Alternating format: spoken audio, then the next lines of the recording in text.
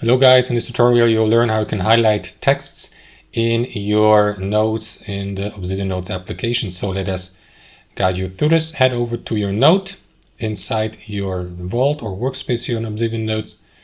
And there are two ways how you can highlight a text. Option number one would be to, let's say for example, I would like to highlight this or these two words.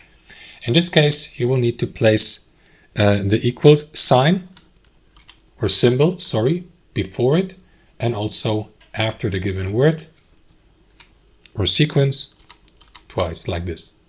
And if I click off, you will see that only these two words have been highlighted. Option number two, you highlight the given word or sequence with your left mouse, right click, choose format and choose highlight here. Click off, and it is going to remove these equal symbols here visually so that your text is or maybe highlighted like this.